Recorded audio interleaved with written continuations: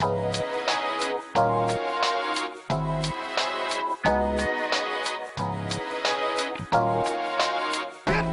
name is Naif Al-Mutawa and I'm here at Cannes Lions, June 21st, 2012. 2011. I'm a year older all of a sudden.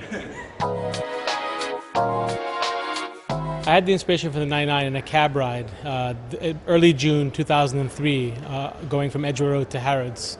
And it was during a conversation with my sister that the stars aligned and the 99 came to be. The first thing that I had to do was to understand my limitations, and understand that I couldn't do it all, and understand that there's only certain limits to myself. And so I was able to bring in people who worked at Marvel Comics when Marvel went public. I had the former head of marketing and the former publisher working with me for the first 3 years to help us build the business model the way Marvel had done it. And I worked with top tier talent. So even though the ideas for the 99 came from me, the stories, I took myself away. So from issue 1 to issue 40 now, it's less and less me. It's based on what I created, but less my personal involvement.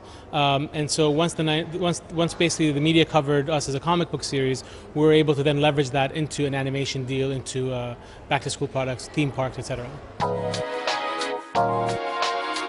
It was a business necessity that it would have to have reach outside of the Arab world, because the Arab world is notorious for pulling stuff off the air because it offended somebody's sensibility of something.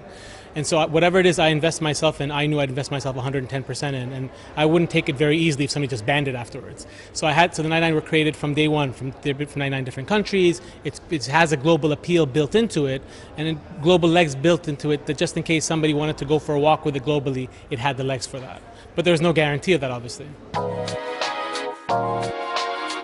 I can't speak for comics in general, I can speak for the 99. The 99 is an example. We got invited here by Text Appeal to speak about the idea of fusion branding. I mean, the 99 basically is a bunch of different parts that came together and created a whole that far exceeded the parts, and basically taking things that already existed, whether it's the idea of, Islam, which exists, the idea of comic books, which exist, the idea of themes, which exist, the idea of extrapolating archetypes from books, which exist, but putting them all together and creating something new, which hadn't existed. So I think the ads, people creating ads have, I'm the last one to tell them what they can do. I can only share what I've done.